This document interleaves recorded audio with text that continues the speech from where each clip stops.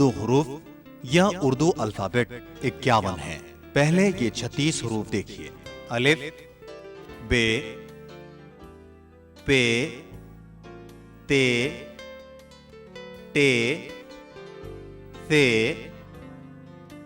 جیم، چے، ہے، خے، دال، ڈال، ذال، رے، ڑے، زے، ژے، سین، شین، صاد، ضاد، طے، ظے، عین، غین، فے، قاف، کاف، گاف، لام، میم، نون، واو، ہے، ای، اے۔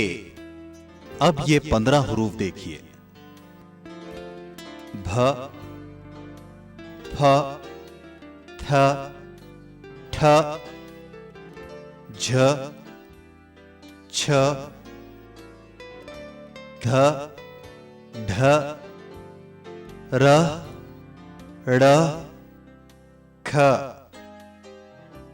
گھ، ل، مھ، نھ۔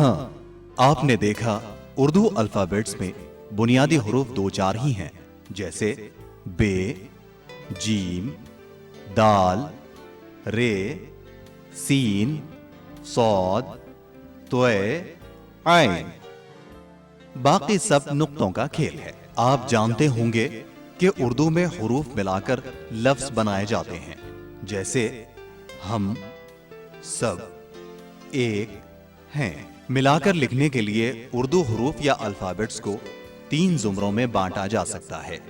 ایک افقی یا ہاریزنٹل حروف، جیسے بے، پے، تے، ٹے، ثے، طے، ظے، فے، کاف، گاف، میم، نون، ہے، ای، اے۔ ان کی خاصیت یہ ہے کہ یہ دوسرے حروف سے جڑنے کے لیے کٹ جاتے ہیں۔ کٹ کر ان کی شکلیں یوں بن جاتی ہیں۔ صرف طے اور ظے جوں کے توں رہتے ہیں۔ کٹ جانے کے بعد یہ دوسرے حروف سے کچھ اس طرح جڑتے ہیں۔ پے، تے، بت، تے، بے، تب، کاف، پے، کب، پے، کاف، پک۔ 2 عمودی یا ورٹیکل حروف، جیسے الف، دال، ڈال، ذال، رے، ڑے، زے، ژے، واو۔ ان کو آسانی سے لفظ اردو سے یاد رکھا جا سکتا ہے۔ ان کی خاصیت یہ ہے کہ یہ تمام حروف سے ملتے ہیں، مگر یہ خود دوسرے حروف کو اپنے پاس آنے نہیں دیتے۔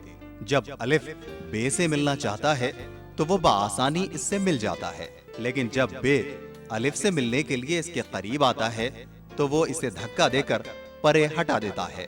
یہی حال دوسرے کھڑے حروف دال، ڈال، ذال، رے، ڑے، زے، ژے اور واو کا ہے۔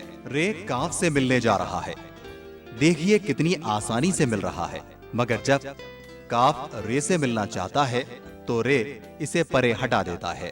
واو خے سے ملنے جا رہا ہے اور دیکھیے وہ مل رہا ہے، مگر جب خے واو سے ملنا چاہتا ہے تو وہ اسے پرے ہٹا دیتا ہے۔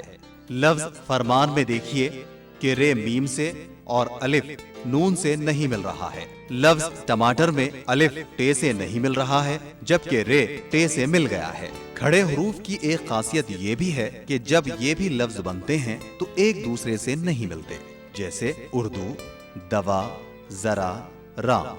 3 دائرے والے حروف۔ ان کی خاصیت یہ ہے کہ دوسرے حروف سے جڑنے کے لیے ان کے دائرے کٹ جاتے ہیں، جیسے کٹ جانے کے بعد یہ حروف کچھ اس طرح بن جاتے ہیں۔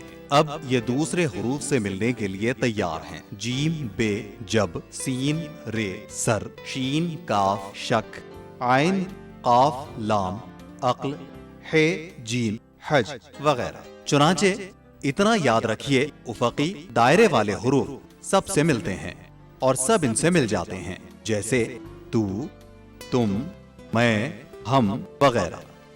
अलबत्ता उमूदी या वर्टिकल हरूफ से सब मिलते हैं, वो किसी को नहीं मिलाते। आखिरी बात ये, उर्दू में अल्फाज का आखिरी हर्फ पूरा लिखा जाता है, जैसे जब का बे, तुम का मीम, मैं का नून और तक का काफ पूरा लिखा गया है। उर्दू पढ़ने के लिए इन आवाजों का ख्याल रखना जरूरी है। जबर आ, जेर ई, पेश उ। सबसे पहले तो हम तोय के लिए यहाँ से शुरू करेंगे, उसके बाद हम यहाँ से एक लकीर बनाएंगे तो ये बन जाएगी तोय। वर्टिकल लेटर्स की शक्लें बहुत कम बदलती हैं या बदलती ही नहीं। उनमें तोय भी एक शक्ल है कि आपने सीन लिखा और फिर आप यहाँ से शुरू करेंगे तोय और यहीं से लाएंगे हम उसको, ये रे है, ये रे। उसके बाद हम ये लकीर, तो ये सतर। तोय का जोड़ीदार हर्फ सीखते हैं ज़ोय। तोय पर आप सिर्फ एक नुक्ता देंगे तो ये बन जाएगी ज़ोय हे, और ये ज़ोय हे, ज़ोय हज। हज का मतलब है खुशी, मसरत।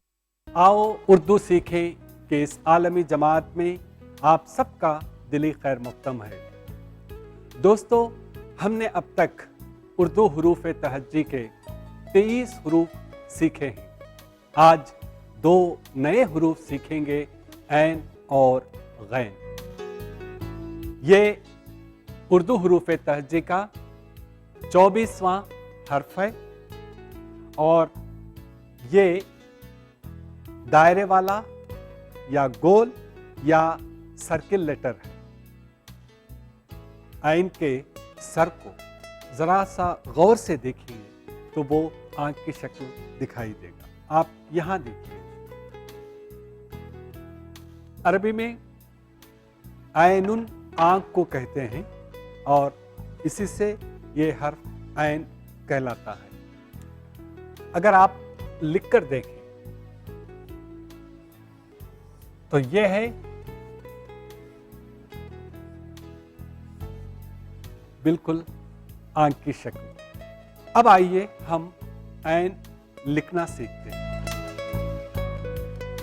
ऐन लिखने के लिए सबसे पहले ऐन का सर बनाना पड़ता है, यूं। उसके बाद एक बड़ा सा दायरा, यह है ऐन। अब बारी है हरकत की। एक काम करते हैं, हम सब ये नेक काम करते हैं, हमारे साथ बोलिए। ऐन जबर, ऐन जेर, ऐन पेश उ। अब आइए, एक थोड़ा सा दिलचस्प अभी हिस्सा है और वो है ऐन की बदलती हुई शक्लें देखनी। लफ्ज के शुरू में अगर ऐन आए तो वो इस तरह लिखा जाता है। इसका मतलब यह है कि ऐन का दायरा हमने काट दिया है। अब ये दूसरे हरूफ से मिलने के लिए तैयार है। जैसे अब ऐन अलिफ आ बन गया और यह है, इसे बे लगाइए तो ऐन बे अब बन गया। या इसी तरीके से आप ऐन रे, या इसी तरीके से ऐन दाल, या इसी तरीके से ऐन सीन। और अगर ऐन 2 हरूफ के दरमियान में आए तो उसे थोड़ा सा सीखना पड़ेगा। बस मुझे आज वही आप लोगों को सिखाना है। जैसे ये देखिए, बे है और ये ऐन है और ये अलीफ है। मुझे देखिए और इसको सीखिए आप। ये बे, फिर हम जैसा कोई एक दायरा बना रहे हैं, कोई सर्कल बना रहे हैं या बनाने की कोशिश कर रहे हैं ऐसा दाएं तरफ से, तो एक आपने इसको इस तरह बनाया اس کے بعد آپ ایک دال کی پوری شکل، ایک دال وہاں پہ لکھ دیجئے تو وہ بن جائے گا عین کا سر۔ پھر ایک بار کوشش کیجئے، میں بتاتا ہوں۔ بے، اور اس کو آپ ایک دائرے کی شکل دیں گے، واپس جائیں گے اور ایک دال لکھیں، یہ ایسا اور یہ ایسا، یہ ہے بے، اس طرح اور پھر اس طرح، بہت آسانی کے ساتھ یہ بن سکتا ہے۔ ابھی آپ نے دیکھا کہ دو حروف کے درمیان اگر عین لکھتے ہیں تو عین کی شکل کیسے بدلتی ہے۔ اب آئیے ہم دیکھیں کہ لفظ کے آخر میں اگر عین لکھا جاتا ہے تو اس کی شکلیں کیسے بدلتی ہیں۔ تو اس کی دو صورتیں ہیں۔ اگر عین کسی اور حرف کے ساتھ مل کر لکھا جا رہا ہے تو اس وقت اس کی شکل بالکل اسی طرح ہوگی، عین۔ اور اگر بالکل تنہا لکھا جا رہا ہے، عین سے پہلے کوئی ایک عمودی حرف یا ورٹیکل لیٹر، الف، دال، رے، زے وغیرہ ہیں، تو اس وقت عین تنہا لکھا جاتا ہے، اس طرح ملا کر نہیں لکھا جاتا۔ مثلا یہ دیکھیے، یہ بے ہے اور یہ الف، یہ با ہے، اور اگر ہم اس کے بعد عین لکھنا چاہیں تو اس طرح پورا عین لکھیں گے، اس لیے کہ الف ورٹیکل لیٹر ہے، اور ورٹیکل لیٹر کی خصوصیت یہ ہے کہ یہ خود دوسرے حرف سے مل جاتا ہے مگر دوسرے حروف کو اپنے پاس نہیں آنے دیتا۔ چنانچہ الف آئے یا دال تب بھی عین الگ لکھا جائے گا، رے اور عین تب بھی عین الگ لکھا جائے گا۔ اس کے مقابلے میں کوئی دوسرا حرف ہے، جیسے تے ہے، تو پھر عین اس کے ساتھ باقاعدہ ملا کر لکھا جاتا ہے۔ یا جیم ہے تو اس کے ساتھ بھی ملا کر لکھا جاتا ہے، اس وقت اس کی شکل بالکل ویسے ہی رہتی ہے۔ میں اس وقت یہاں لکھوں گا یہ تینوں شکلیں، اس کے بعد ہم بنائیں گے الفاظ۔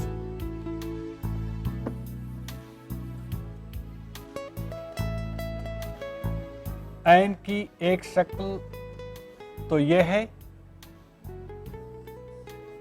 ہے اور یہ ہے۔ آئیے اب ان شکلوں سے ہم بناتے ہیں کچھ اچھے سے الفاظ۔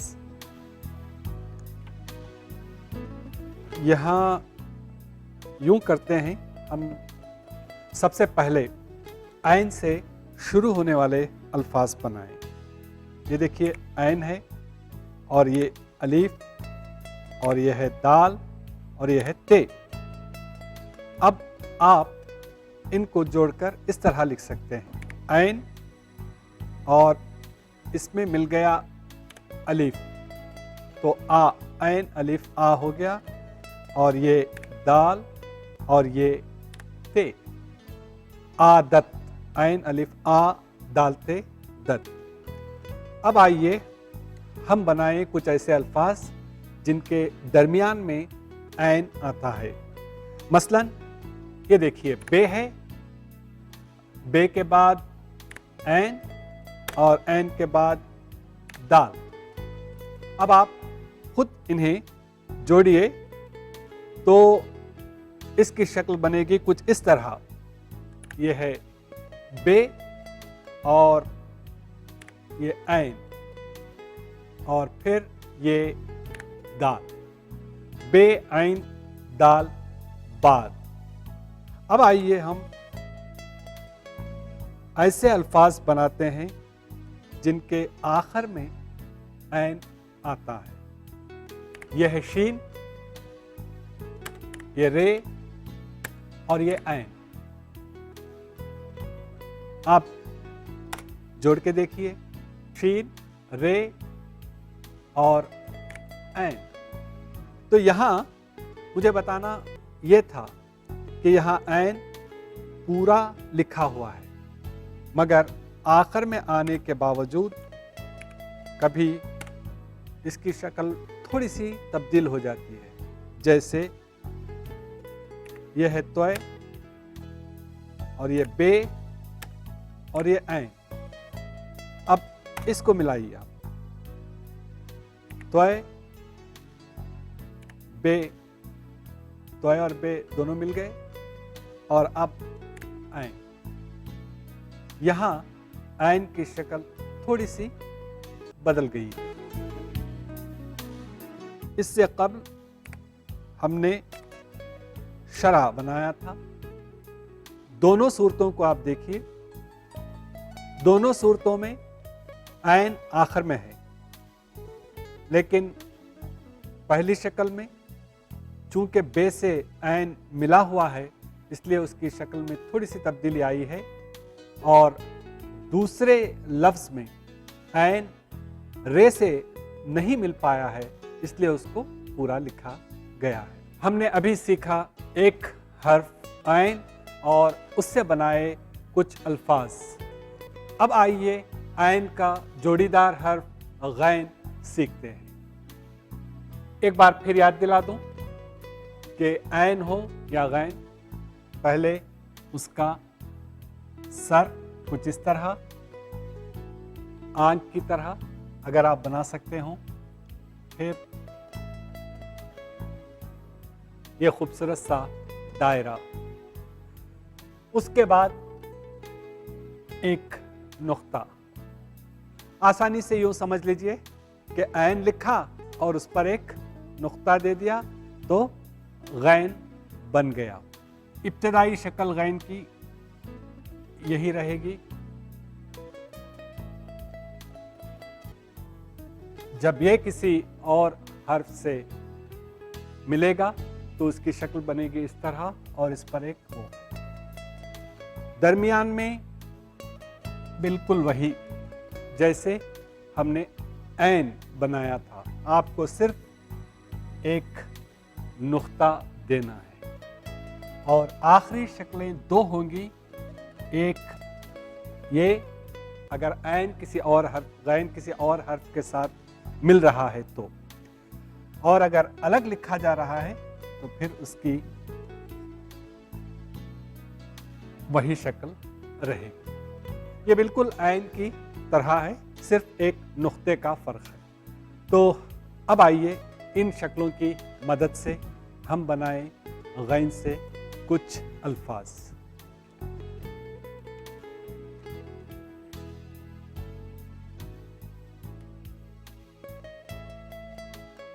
अब आइए हम पहले वो अल्फाज बनाते हैं जिनके शुरू में गैन आता है। जैसे गैन, जाल और ये अलीफ, क्या बनेगा? हाँ, गैन, जाल, अलीफ, ग़िज़ा। अब आइए हम कुछ ऐसे अल्फाज बनाते हैं जिनके दरमियान में गैन आता हो।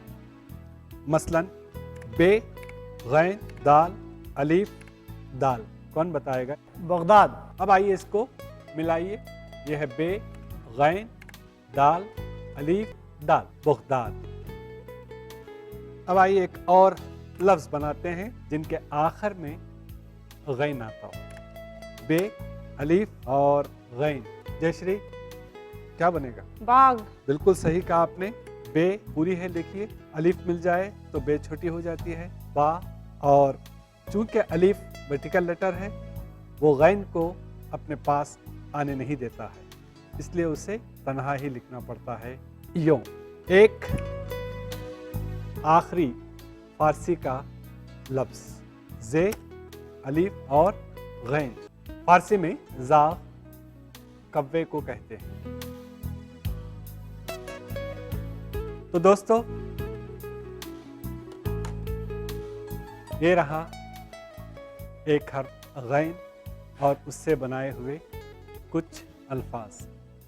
नाजरीन, अब आइए चलते चलते ایک آخری بات کر لیں۔ دوستو، ہندوستانی پارلیمنٹ میں اردو کے اشعار اکثر استعمال ہوتے ہیں۔ ایک مرتبہ پنڈت نہرو اپوزیشن لیڈروں کی سخت نکتہ چینیوں کو سننے کے بعد اٹھے، مسکرایا، اکبر الہ آبادی کا ایک شعر پڑھا اور جا کر اپنی جگہ پر بیٹھ گئے۔ اور وہ شعر ہے، اکبر الہ آبادی کا مشہور شعر ہے، ہم آہ بھی کرتے ہیں تو ہو جاتے ہیں بدنام، وہ قتل بھی کرتے ہیں تو چرچا نہیں ہوتا۔ پنڈت نہرو نے بڑی کاری ضرب لگائی تھی۔ یہ ہے اردو شاعری کی طاقت اور عظمت۔ تو دوستو، ہم یہاں لیتے ہیں آپ سے وداع۔ اگلے پروگرام میں پھر آپ کی خدمت میں حاضر ہوں گے اردو کے کچھ نئے حروف لے کر۔ آج آپ نے عین اور غین سے جتنے الفاظ بنائے ہیں انہیں پڑھیے اور دیجیے اجازت مظفر شہمیری کو۔ خدا حافظ۔